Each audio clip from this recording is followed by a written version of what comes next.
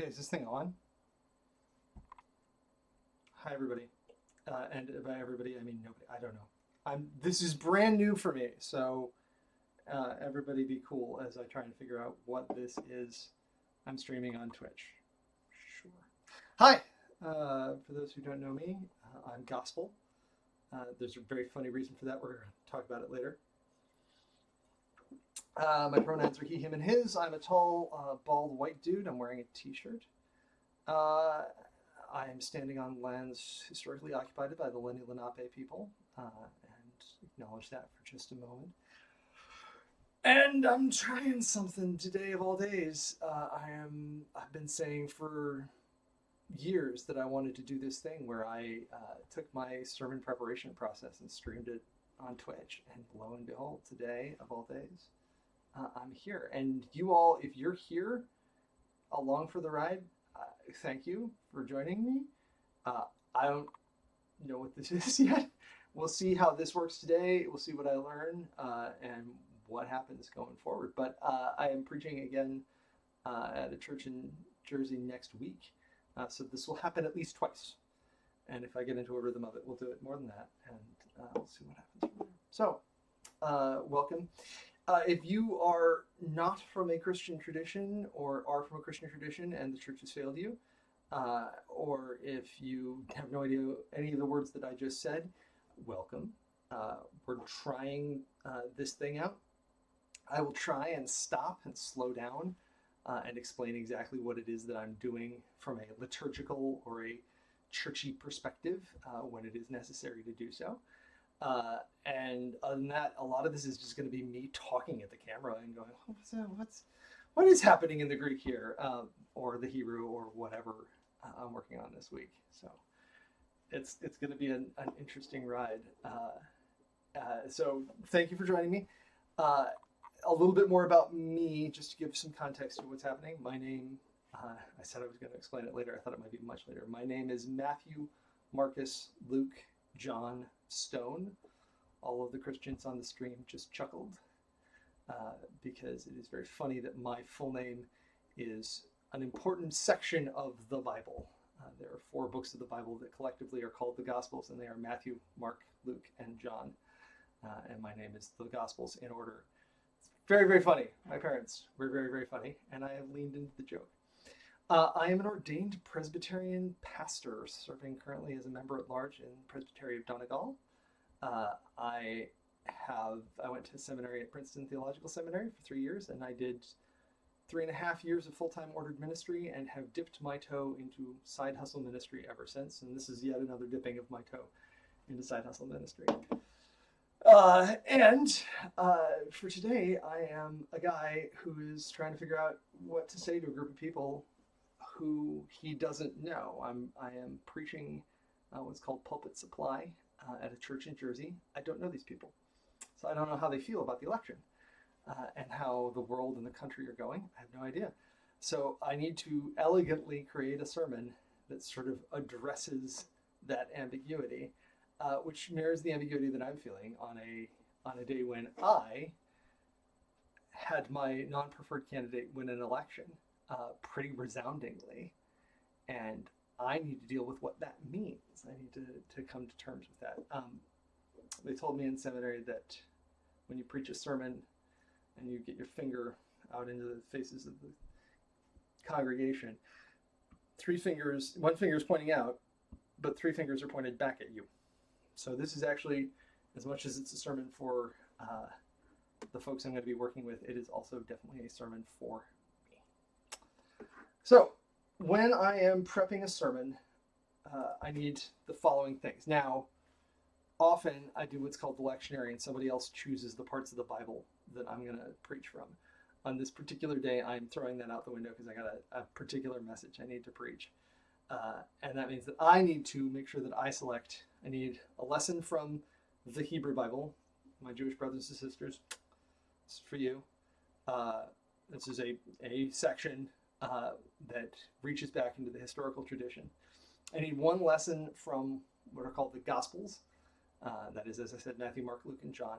Something that Jesus said or did. And I need a title for the sermon. And I might or might not need on any given Sunday, I might or might not need the Psalm and the Epistle. In this particular case, they got the Psalm covered. Don't have to worry about that. They've got it handled at this church. And I got to decide whether or not to include one of the epistles as part of my setup for this week.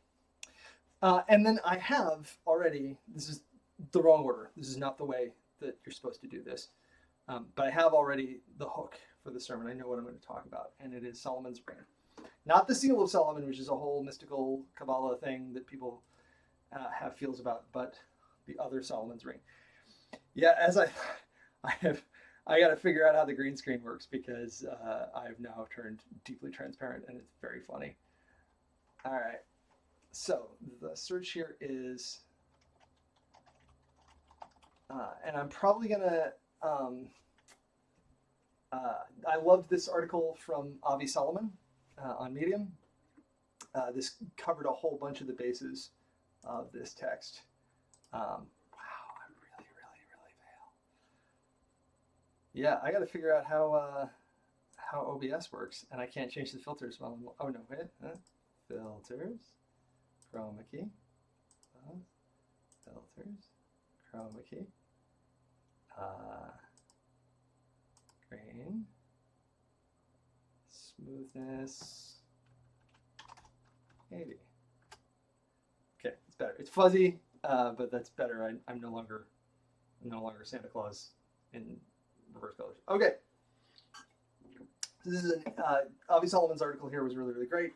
Go give it a read. But I'm going to do the Abraham Lincoln version of this quote.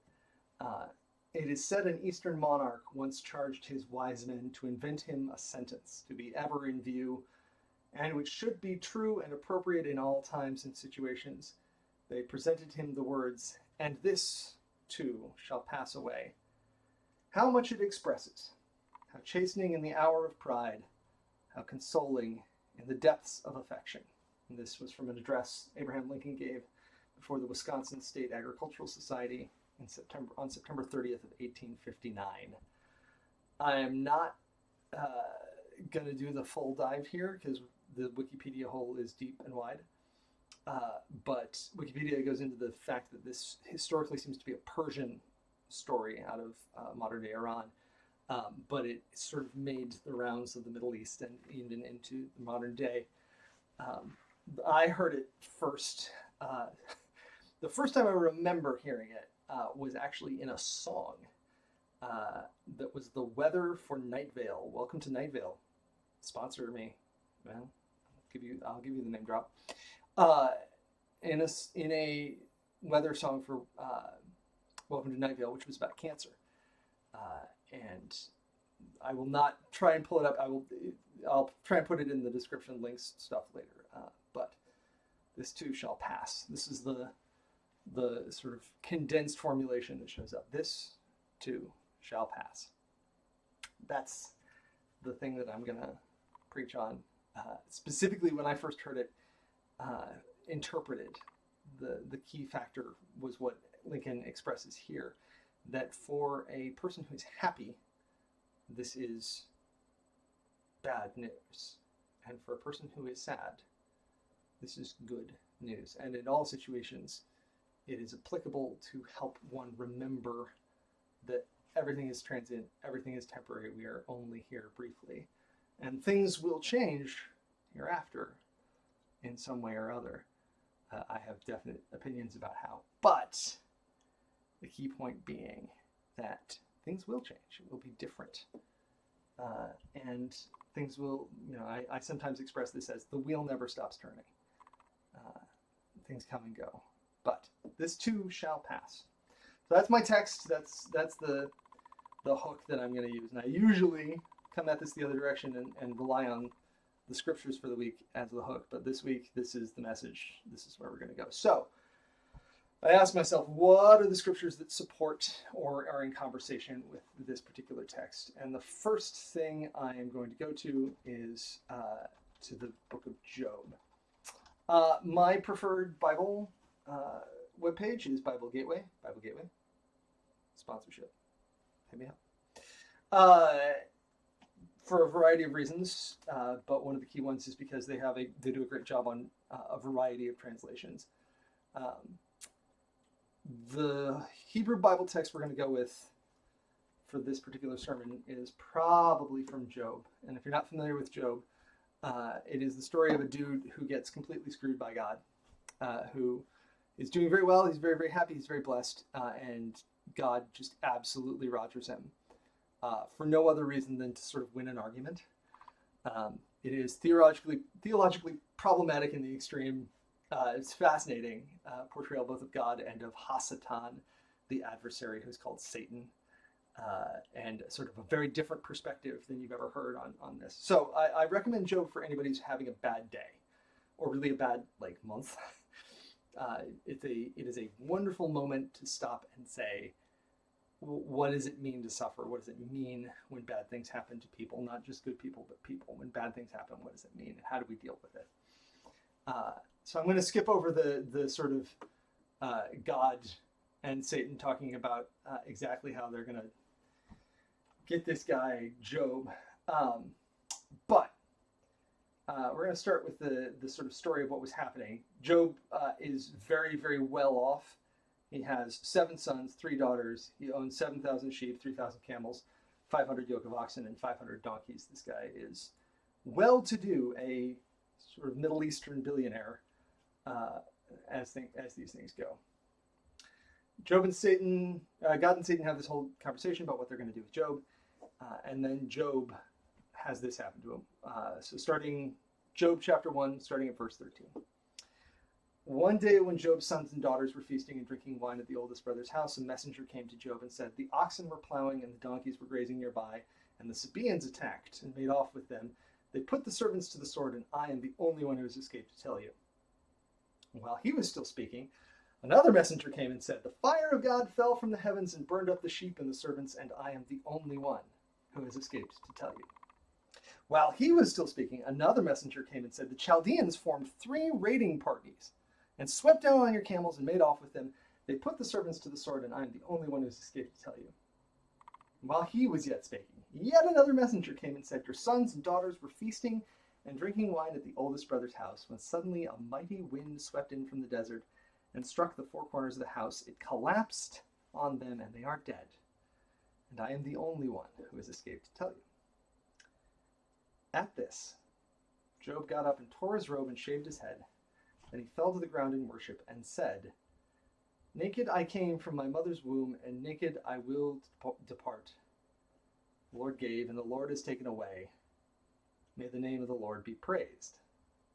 In all this, Job did not sin by charging God with wrongdoing. That's part 1. And I'm not going to do that full text when we do the Sunday sermon, because it's a lot.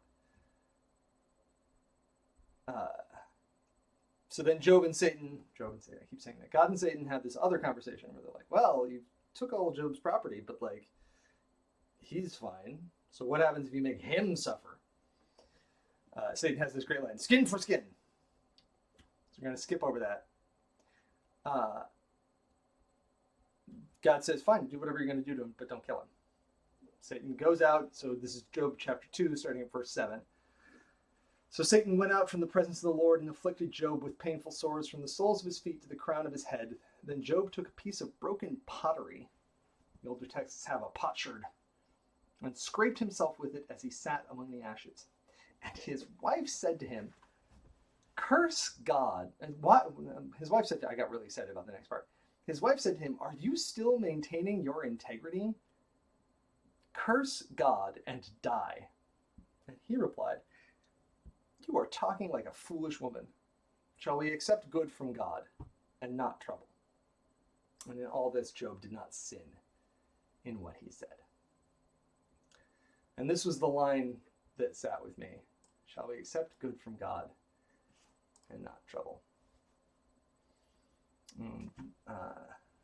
That's the sticker here, is that people are overjoyed to pray to God for parking spaces and winning the lottery and whatever, but they're not willing to accept that sometimes sometimes bad things happen. And either God is powerful, ruler of the universe, or God is not. And what do we do? Like, I will say out loud right now that this is not like easy for anybody to struggle with. Like the easy answer is to just eat yourself out of the conversation and say bad stuff happens, good stuff happens. No one knows why. But we crave meaning, and certainly for me, I crave my God to give me meaning to these terrible things that happen. So, what do we do with that? So I think that this is all in prep for like what texts am I going to send to this church to put in the bulletin so that I know what I'm going to preach on Sunday. I do want to take a moment and talk about this one. So this is the new, I'm pretty sure, no, this is the new international version. There are a bunch of different translations of the Bible, each of which chooses different emphases or focuses. They range from extremely conversational, like The Message, to what many of you might have grown up with, the King James Version, which is all the these and thous and like the Shakespeare talk. The NIV tends to have one perspective. It's one of the most common translations. I went to school on the New Revised Standard Version, the NRSV, which apparently we have the updated edition rather than just the NRSV. Interesting. That's new. So when you're preaching, it's best for you to select.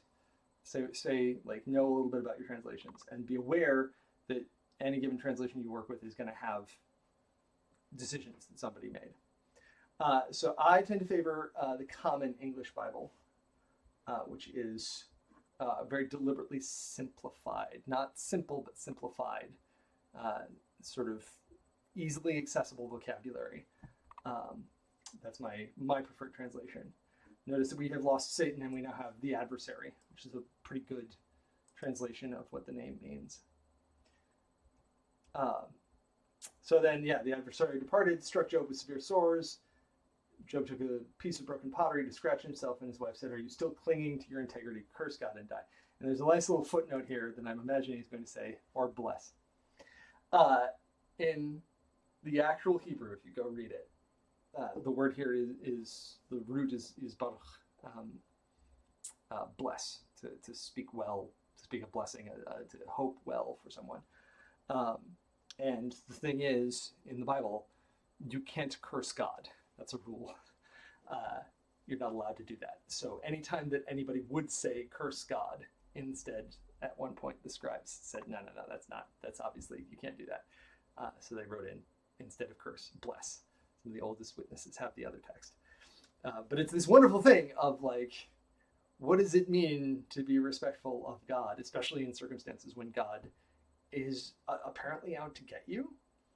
And there's a whole other, like Job is doing a whole other thing. But I just love that nice little ambiguity of things you are and are not allowed to say and what it means to curse or to bless.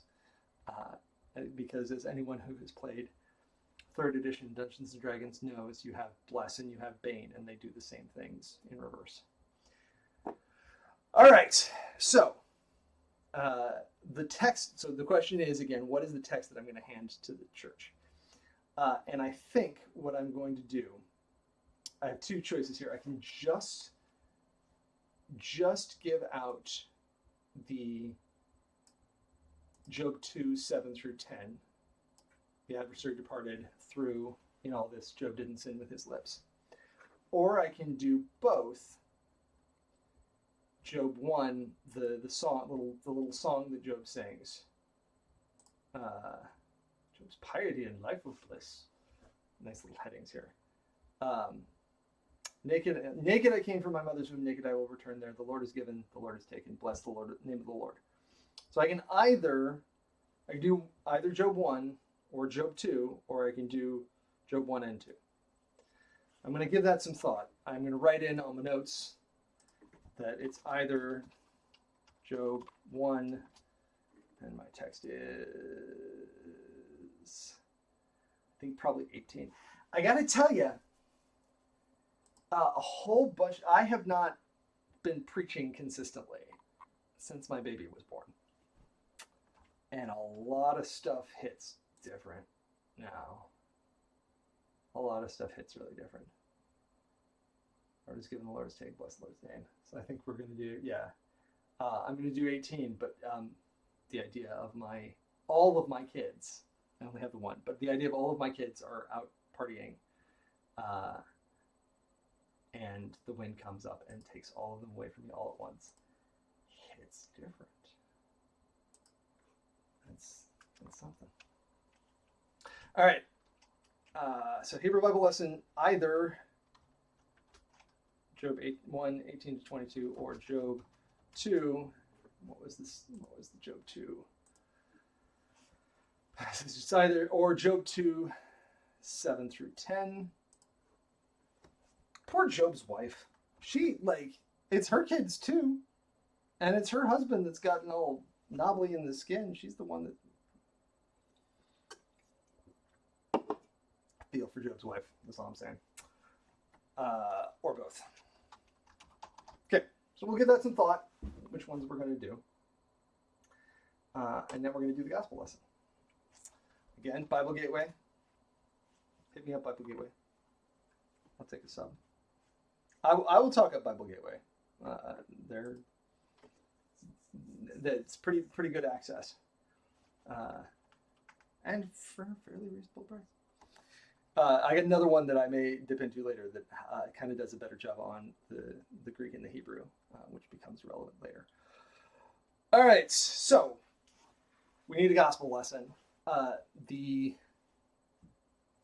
default answer for the Gospels, pretty straightforward, is the bit where God is preaching on, where Jesus specifically, Jesus, also God, where Jesus is preaching on worry. And who by worrying. So I'm gonna take a dive here. I'm gonna take a guess, and I'm gonna say that this is Matthew 5, and that's the beginning of the Sermon on the Mount, the Beatitudes, salt and light, Jesus in the law of murder, law of adultery, law of divorce, solemn pledges, retaliation, law of love. There's a possibility that I'm just flat wrong and it's not actually in the Sermon on the Mount. We're gonna find out. Showy religion, showy prayer, proper prayer, showy fasting. Guys, don't do it. Worry about necessity. Boom. Sermon on the Mount, Matthew 6. Nailed that. Seminary was a long time ago. I graduated from seminary in 2011. 13 years ago. All right. So the frame is a little funny here because this would be a really long speech to give and for somebody to have written down. And the good scholarship bet is that Jesus, the people who wrote down what Jesus said, this is them collecting all of his greatest hits into one section so that it's pretty easy to digest.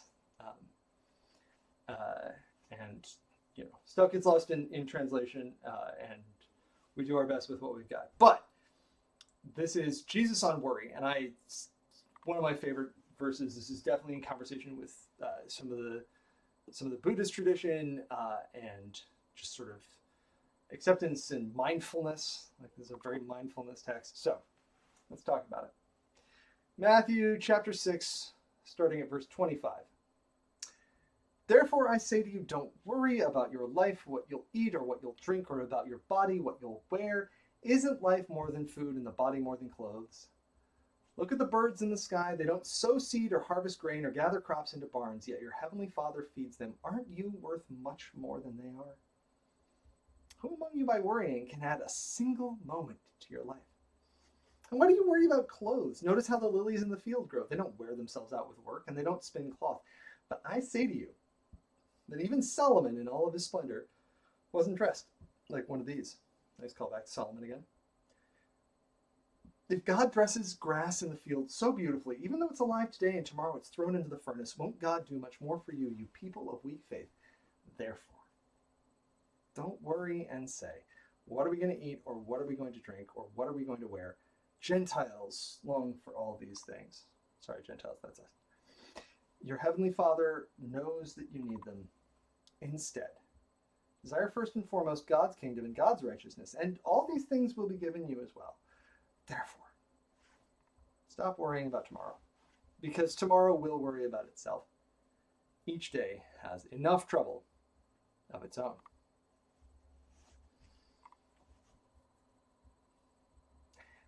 This is good. This is not the passage I thought I was going to get. And that means that I need to check something specific. Don't judge. Don't judge, bros. Don't do it. So the thing I was looking for was about who, by worrying, can change the color of a single hair. So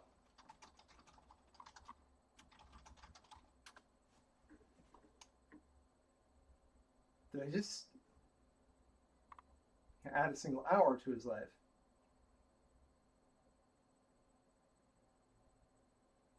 Add a cubit to his stature. Am I making up the hair color thing?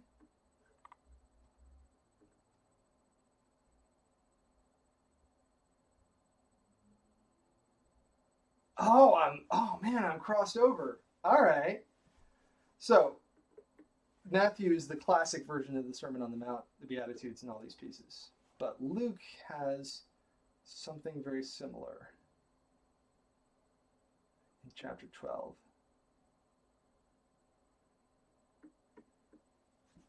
Or yeah. So it's either a single hour to your life or a cubit to your height. And the gray hair thing is somewhere completely different.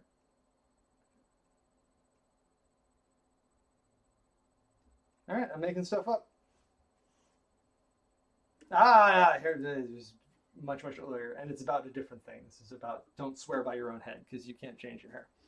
All right. Good to have the reminder, and good to remember always that memory is fallible. We're all fallible. We all make mistakes. We all have the opportunity to learn. Boom. All right. So this is the gospel that we're going to go for, though. I think this is one of the better ones in terms of this. Like, this is the watchword on Christ, and like, dude, slow your roll. Be chill. Don't wig out. You like, I think I'm probably going to throw my wife under the bus and say that my wife is a frequent not lender to, but borrower from the bank of trouble. That she's got a trouble credit card. And she's very happy to borrow trouble as much as she can, as often as she can. I'm like, no, you don't need to borrow the trouble. The trouble we'll get the trouble. We don't need to borrow any of it. So I'm going to do this text, and my temptation is to say that we're going to do all 25 through 34, 9 verses. That seems about right to me. So, and we're going to do Matthew because, frankly, because the Luke that we were looking at a minute ago cuts all the good stuff about each day, like this stuff at the end, stop worrying about tomorrow. Each day has enough trouble of its own. Luke skips all that. And if it's in Mark at all, it's almost certainly not in John. So for those keeping track at home for whom this is new, the four Gospels each has its own sort of attitude on its own viewpoint. Each of the four Gospels has its own viewpoint. Matthew, Mark, and Luke tend to be pretty in alignment. Matthew is medium length. Mark is quite short and very social justice focused. Luke is a lot longer and is very like into details and like specifics. And then John is over here doing its completely own things. There's very few pieces that are in all four, but these three are called the synoptic or seen together Gospels. So if you've got a story from Matthew, there's a good chance it'll be in either Luke or Mark or both. If you've got a story from John, you're on your own. You're just going to have to figure that one out by yourself. And they'll have slightly different emphases and slightly different texts. And all of this has to do with how they were written down, when and where, and who did the writing. So we're going to do, I said, Matthew chapter 6, 25 to 34. I'm going to say out loud that I wish more things were as sort of well written down as how we communicate Bible verses to each other. It's very, very nice. The sermon title is this too. If I was going to do an epistle, and I'm not, because between Job and Matthew and the fact that I think I'm going to do both of them, the two Job passages, because otherwise it misses a bunch. Like, I like both of those little snippets, and they both need a little bit of context. I'm just going to do the Hebrew Bible and the Gospel lesson, and between that 9 verses and the other 9 verses, 18 verses, especially congregations I don't know, I tend not to just like throw the book at them. People who know me well, I will read massive tracts of scripture all at once, because I think context is always helpful. But if I was going to do an epistle lesson, I should turn this back on. Okay, so here's the thing that's going to happen. You guys will find that this happens. Anybody who follows this stream is going to find that this happens a lot, is that every once in a while I'm going to stop and be like, hey, did you know? In the settings in Chrome, under search engine, you can manage search engines. You can add search engines. So I'm going to add a site search. And it's Bible Gateway. And I add the shortcut BW. And then URL with %s in place of query. So I go over here and I say BibleGateway.com passage question search equals this bit right here, and specifically this bit right here. So I'm going to copy that whole URL, and where the search term is, I'm going to do %s. I'm going to add it. All right, and now when I go to my Chrome search bar and I do BW, I now hit space and it'll search Bible Gateway automatically. You do this with YouTube. You can do this with most of the websites that you search on a regular basis. So fun fact. There you go. If I was going to do an epistle lesson, it would almost certainly be Philippians. I think it's 2. We're going to have a problem where I did spell Philippians correctly. I always worry. Sending Timothy. Nope, I'm early yet. And Philippians. Philippians is a very, very comforting letter that a dude named Paul wrote to his friends. In the community of Philippi.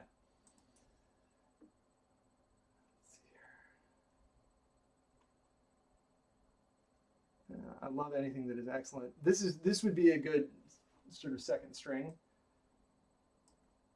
And this is a constant, like, if anything is excellent, admirable, focus your thoughts on those things that are true, holy, and just, pure, lovely, and worthy of praise. That's a pretty good one, but I am, again, the sort of duality of what we're looking at here, the pairing of this too shall pass. I am looking for good and bad. And so I'm going to go with Paul's thanks for gifts, which is absolutely not how I would have described this section. But this bit right here. I was very glad so this is Philippians chapter 4, starting at verse 10, probably through verse 13. I was very glad in the Lord, because now at last you have shown concern for me again. Of course, you were always concerned, but had no way to show it. I'm not saying this because I need anything, for I have learned how to be content in any circumstance. I know the experience of being in need and of having more than enough. I've learned the secret to being content in any and every circumstance, whether full or hungry, or whether having plenty or being poor. I can endure all these things through the power of the one who gives me strength. This Philippians 4:13 gets misapplied and misused. I got a buddy who sort of felt it as a flail, a punishment for years because he was chronically ill, and he was like, why can't I do any of these things through God who gives me strength? And I had to say to him, Chief, Paul is talking about his own experience, and the experience is not he does these things, i.e. he goes out and ministers to people. The thing that he does is content in any and every circumstances, whether full or hungry, or whether having plenty or being poor. And that the only way for Paul to reach that space is through the one who gives him strength. So, any of you out there who are like, what do I do with Philippians 4? And like, if I've got Christians in the audience who feel this is a bludgeon, guys, this is Paul, and this is Paul talking about contentment, not about activity. It's not about how many boxes he checks. It is about being well in what he has. If I was going to preach an epistle, I would preach that one. I think that we will not this time. All right, so that's the texts. The texts are selected. If I were a scholar of the Hebrew, the way that it would be nice if I had paid attention better in seminary, I would sit down and I would do a round on the Hebrew meaningfully. But I got to tell you guys, my Hebrew's a joke. I will dig into the Hebrew if I absolutely need to, but in this particular case, I think we're just going to let the translation stand. I can check a couple other translations and see if there are ambiguities or noteworthy things that catch my eye, but I think I'm not going to. I had my one weird one about curse bless God. Sat down on him, yeah. The stumbling block, the adversary departed from the presence of the Lord, and he struck Job with severe sores from the sole of his foot to the top of his head. I'm willing to bet those are the same sores that show up in 10 plagues of Egypt. Job took a piece of broken pottery to scratch himself and sat down. Job's wife said, Job's wife, the nameless, again, come on, guys. Girl just, this woman just had her 10 kids die. Give her a name. Are you still clinging to your integrity? Curse God and die. And Job said to her, you're talking like a foolish woman, and will we receive good from God, but not also receive bad. And in all this, Job didn't sin with his lips. Whole theme for Job of Job was willing to accept the bad things that happened to him, but thought they weren't fair and said so. And it's a whole experience there. Let's look at Matthew 6. And this is where I get into a better, my Greek is much, much better than my Hebrew. I don't know that I've messed with, Bible Gateway Plus is where you're gonna, okay. So I could pay for Bible Gateway Plus. Hey, Bible Gateway, if you want us an advocate, hit me up. I'll talk your game up. But for the moment, being as I am sort of underemployed and it's not being my full-time gig, I'm going to go to Blue Letter Bible. So there's another website that does really good Greek and Hebrew resources. So I get to put in the same thing, Matthew 6. My search defaults to King James. I don't want the King James. I love doing the Vulgate. This is the Bible in Latin. It's a jerk move. I got a couple choices for, these are all English. This is Latin or other, but I want this Greek New Testament. If you hear the baby crying in the background, it's because he just woke up from his nap. I love that kid so much. Okay. All right. So if you've not dealt with Greek before, this is all going to be Greek to you. What I'm going to do instead is I'm going to do the interlinear. So what I should have done from the first is grab the blue letters rocking King James. So I'm going to take the NIV from the King James. Now I need to redo the search. Okay. So then we have the whole thing, Matthew 6. And the way this works is you select the verse that you want to stare at. You go Tools, and it pops up the interlinear. And it's helpful, yeah. Dia tuto lego humin. Therefore I say to you, do not merinate. I remember this from the seminary.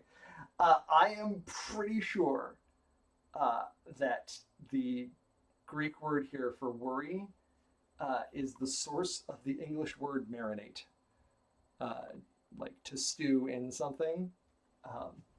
I'm going to check that. In fact, let's check it right now. Let's take a look.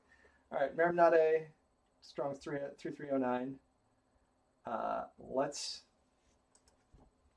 This is the kind of thing that gets me out of bed in the morning, I got to tell you.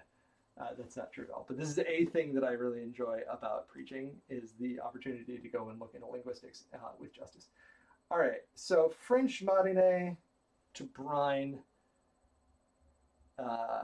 But that seems like you guys are ducking out way too early. So that's Wikipedia, but I want Wiktionary is what I really want, because it's super speculative. Wiktionary, marinate. All right. English, likely from French marinade. Boo.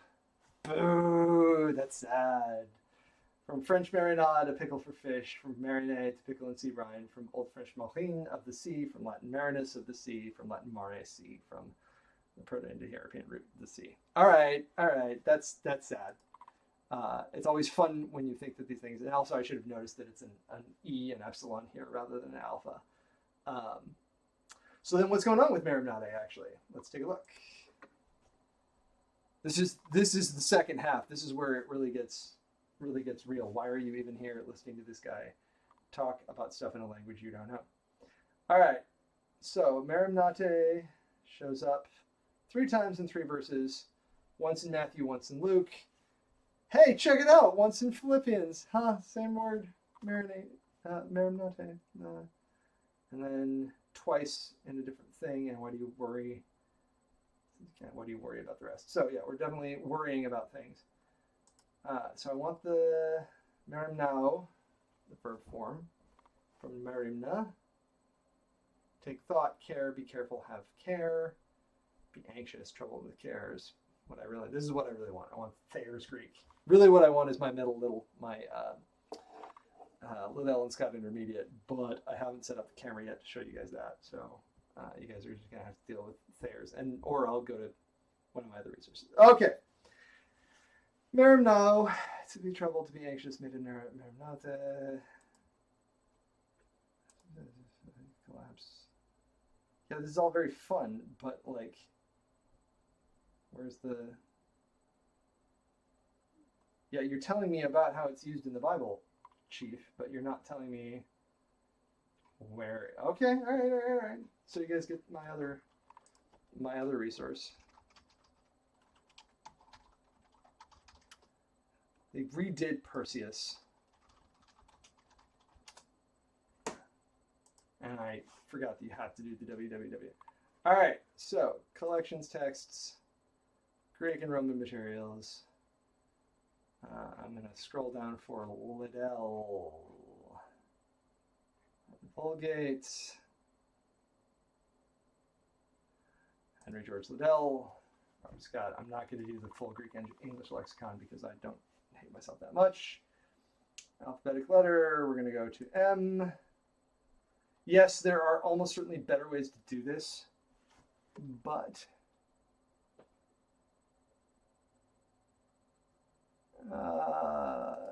sorry, tiny text here. Magadion, and we just selected. Okay, here we go.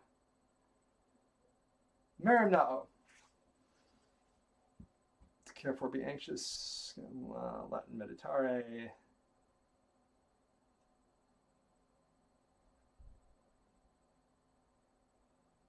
Okay. All right. What are you doing, Liddell and Scott? No information. You're not telling me anything I don't already know, boys.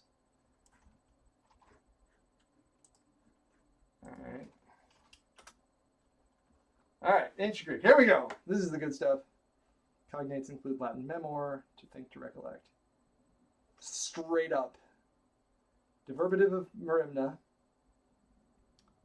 from Proto-Hellenic merimna, probably from Proto-Indo-Ukrainian, to remember.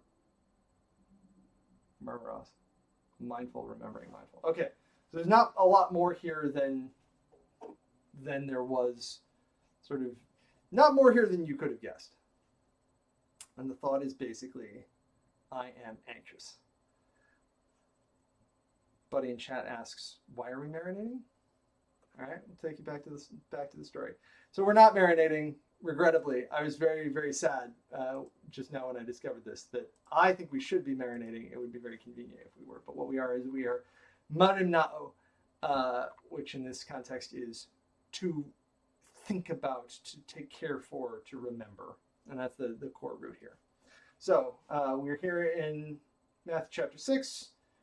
Do not worry about your life, what you will eat or what you will drink, or about your body, what you will wear. I'm just going to do a scan of the Greek here. Do not worry about your psyche. Do not worry about your soul, your breath. Or hagete, what you're going to eat.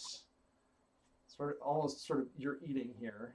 Aorist active, subjunctive, second. What you will eat. Aorist active. Aorist active, subjunctive. So it has a little bit of the sense of what you will have, like what you have eaten, but not quite. Not even that. Just what you, not.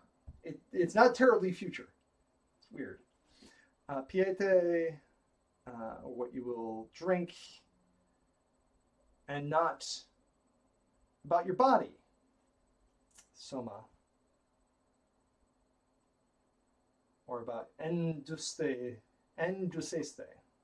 what you will clothe yourself in. And not, like, boy,